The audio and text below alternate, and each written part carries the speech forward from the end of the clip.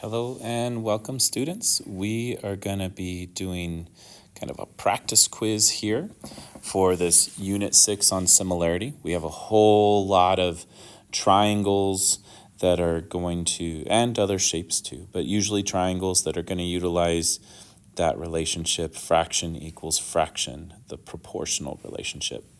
So we're going to start off with just showing some review on how to solve an equation when it's set it up as a fraction equals fraction. You can start with a cross multiply.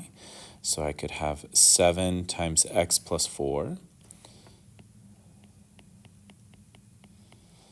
And then I can also have 6 times x minus 8. So you can do this cross multiply feature whenever you have just one fraction equals just one fraction.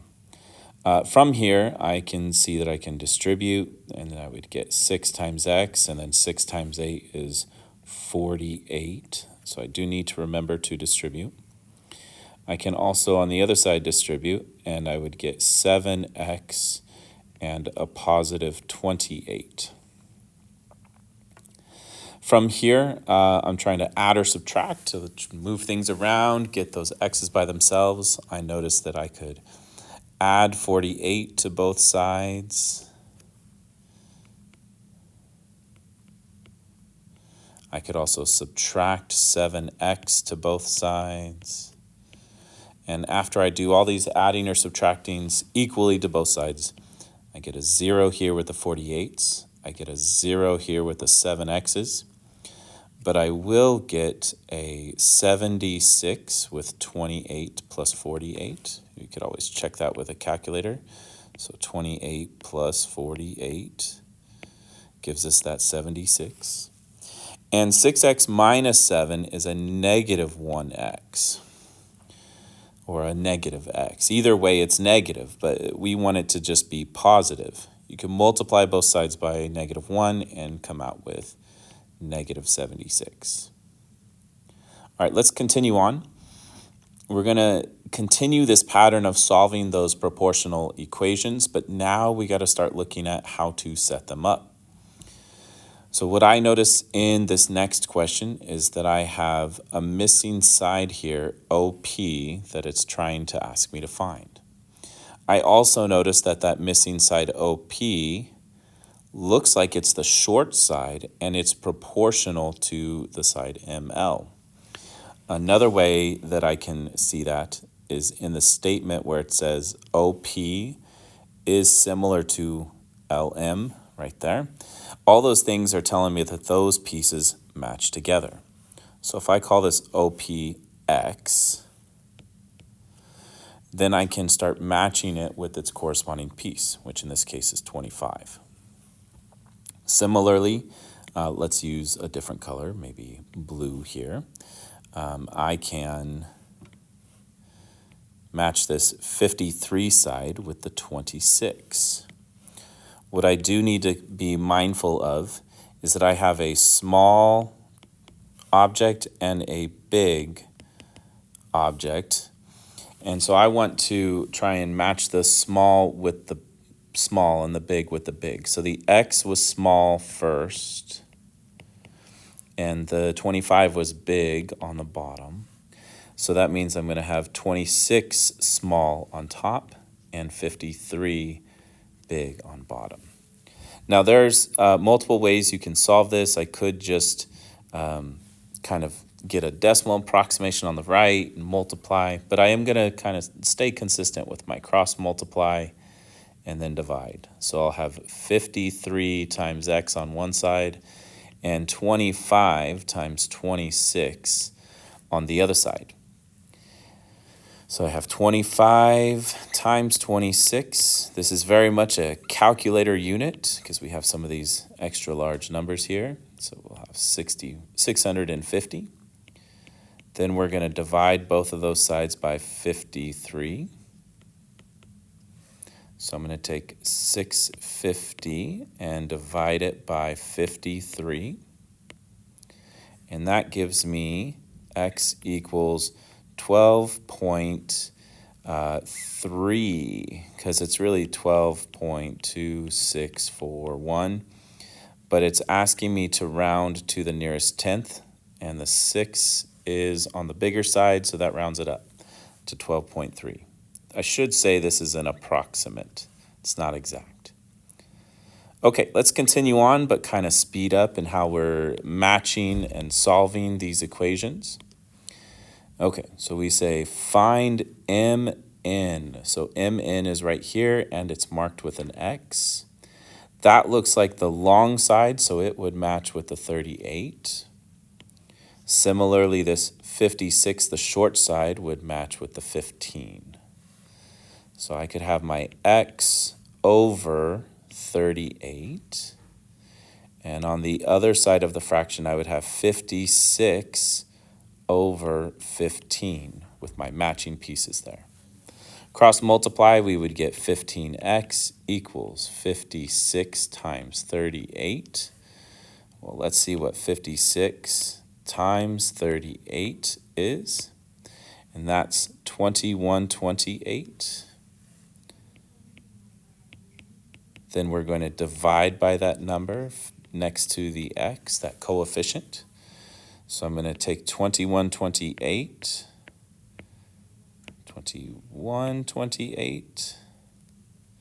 and divide by 15. And that gives me a approximate answer of 141 point, we're going to say 0.9, because we're rounding off to that nearest tenth. Even though it was 0.866 and so on, that 6 is going to make the 8 round up to 9.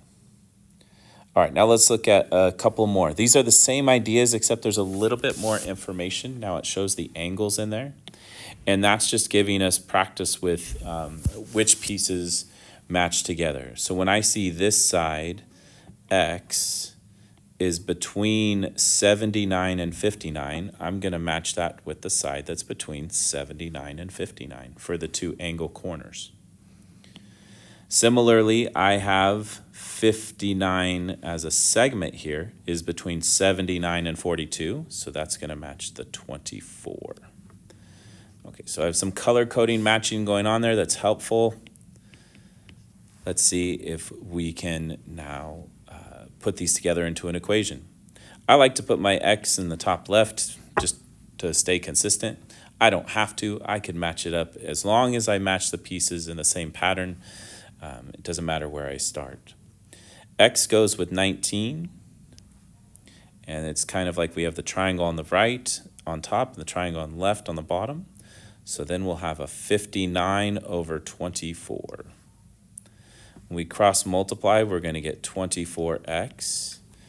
Let's see what 59 times 19 comes out to be. That's 1,121. Divide both sides, and we will get 1,121 divided by 24. And that gives us x is approximately 46.7. So that's about a 46.7 there. Excellent.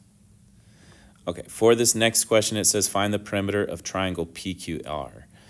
And so it says find the perimeter. So we don't only need to find x, but we got to add all the numbers together on that side.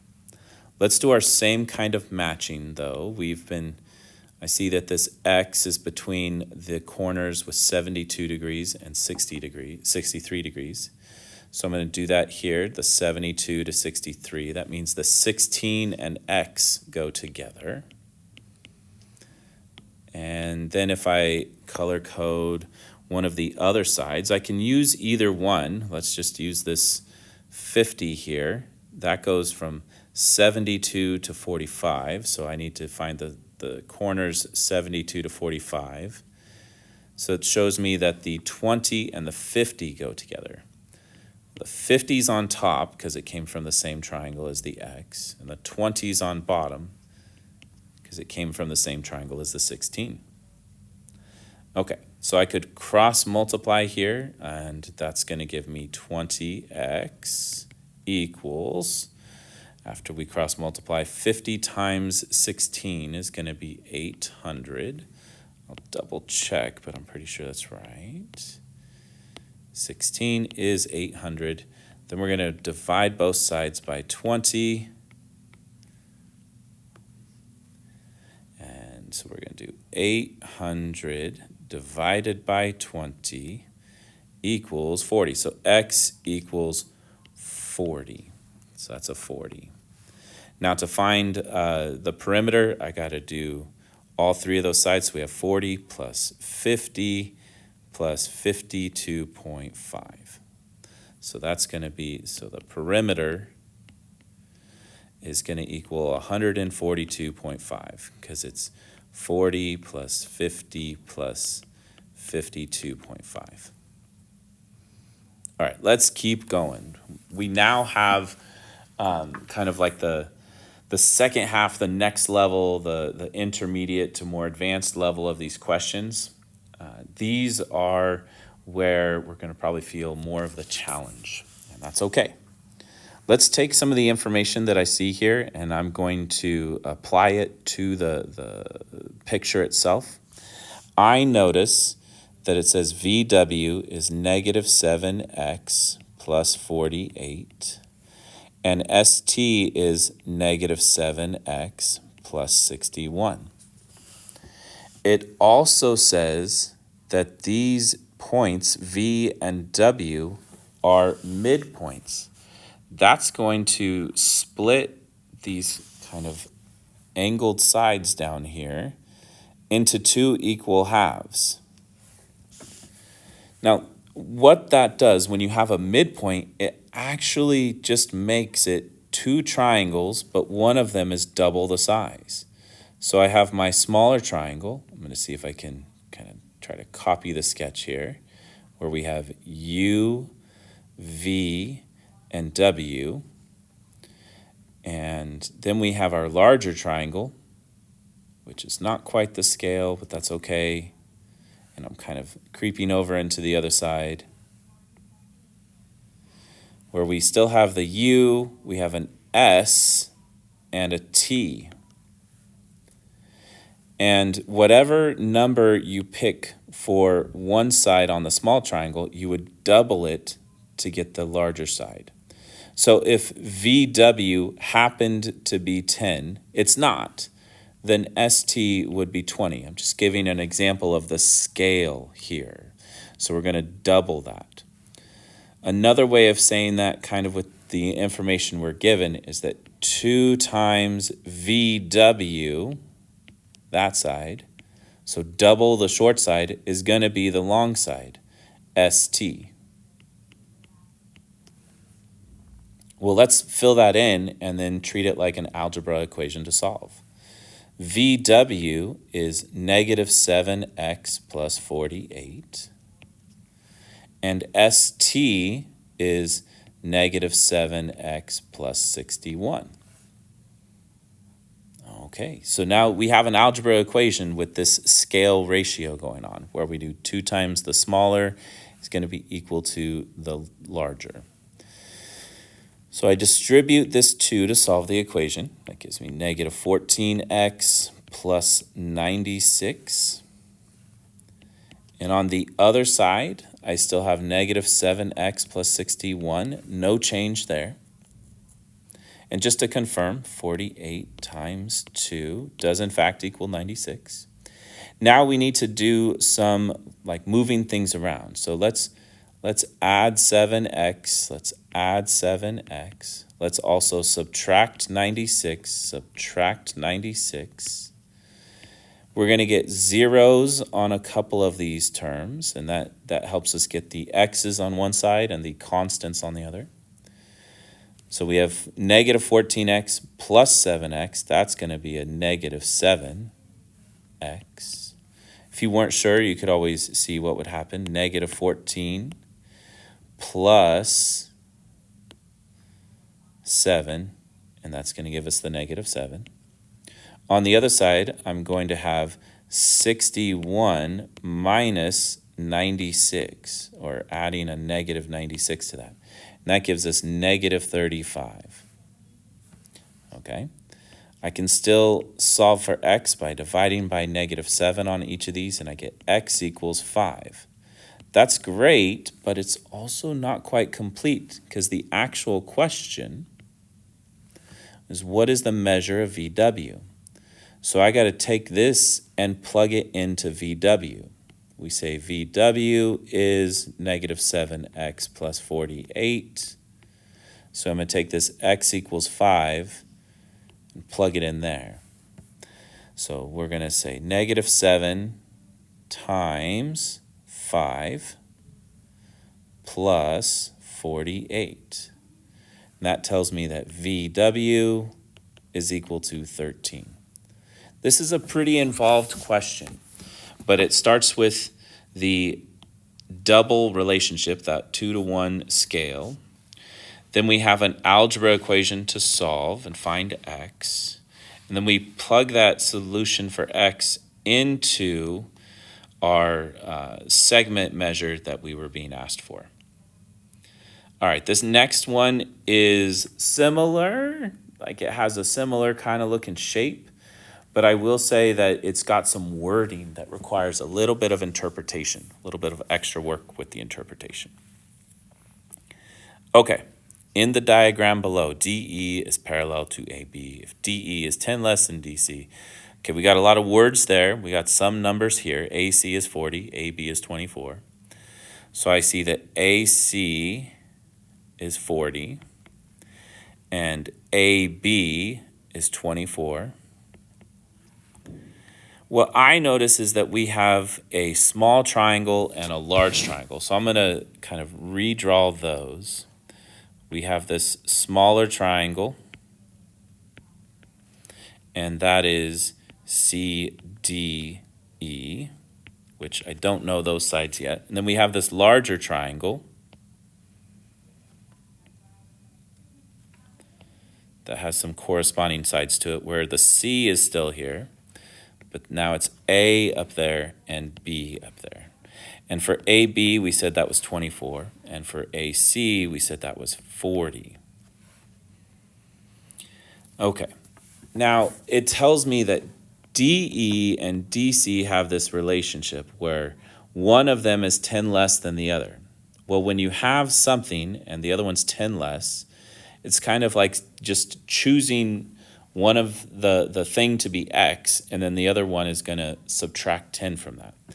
So it says, it's like thinking of DC is X, and DE is going to be 10 less than that, or X minus 10. If it said 10 more, then we would have chosen one of them to be X, and then the one that's 10 more would be 10X, or X plus 10. All right, so now we have kind of our shapes and some corresponding sides. So let's look at the correspondence of these sides. I see this side AC is 40, and here I have the X is going to correspond to the 40. Similarly, we have AB is 24, and its matching side is DE. Let's set those up as a proportion and solve it. So I could have X goes with 40, and on the other side, I will have the X minus 10 goes with 24. Again, we follow our solving pattern of cross multiply. That'll give me 24X equals 40 times X minus 10 times the whole thing, not just times the X. We're going to wind up distributing. That will give me 40X minus 400. And on the other side, I have a 24X. Now I can add or subtract to each side to start to get X by itself. I'm going to add 400 to both sides, and I'm going to subtract 24X to both sides. That gives me a 0 with these X's, a 0 with these 400s, and it leaves me with 400 on the left side and 16X on the right side. I need to divide this to solve for x. So 400 divided by 16 gives me 25. X equals 25. All right, so that means this side right here is 25. The other one is 10 less than that, and that's going to be 15. And let's see what it's asking us for. It says, what is the length of DC? So finding the length of DC, that's going to be our 25 side. So DC is 25. All right. We got just a couple more here. Actually, just two more. These ones, in my opinion, are easy once you can see the picture and how the pieces match, but they're hard until you see the picture and how the pieces match. So I'm going to kind of copy these two overlapping triangles and separate them. So I'm going to draw like M and O right here. So this is a M, an N, and an O. And then I'm going to draw the other triangle that's kind of large. And it has an M. It goes all the way to L out here and all the way to K out here. All right, so if they have us looking at these segments, the first one is NM, so that's here, and KM here. I need to find some other fraction that's going to have that same kind of partnership or that same relationship. Well, I notice that, let's do like scribbles, I could choose MO to go with ML. That's one option. I could have also chosen, let's use like a star or something. If I were to choose KL, like this star side, that would have matched with NO as the star side here. So this has two possible answers. We could have said MO over ML, that's one. The other one we could have said was NO over KL. And those would have all given the same kind of scale ratio. You're just trying to match the pieces in the same pattern. Let's look at number 9. We're going to finish the video with this one, and number 10 is going to be kind of its own video for a different lesson. In the diagram below, we have like a certain angle matching up, and we know that we have certain segments that correspond to each other. Let's again separate these. So I'm going to have the small triangle. So this is like my H and J and I. And that's going to correspond to the larger triangle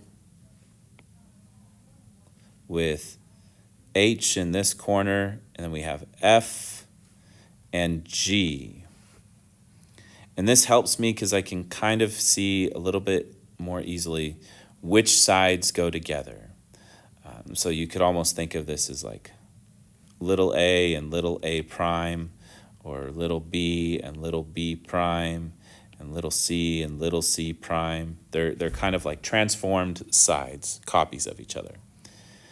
We're trying to match FG, so FG is this side, to over FH. So I need to match that same pattern on the other triangle.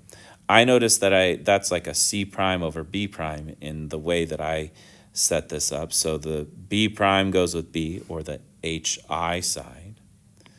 And the JI goes with GH. Okay, so now I just got to make sure I write these in their appropriately matched. So FG, is that my pink or my green or my blue? That's my like pink color. And the blue is my GH. So this would be FG over GH is going to be equal to JI or IJ, either way. You can write those letters forwards or backwards, over HI. And there we go. That's our matching order there. So the HI was the blue, and the JI was the pink, because we got the pink over blue kind of pattern there. All right, that's all of this, and this video is mostly intended because some students are absent due to some assemblies and other things and other reasons for being absent. But hopefully you're able to follow along with these, see how the pictures help correlate to setting up the equations and solving for the missing information.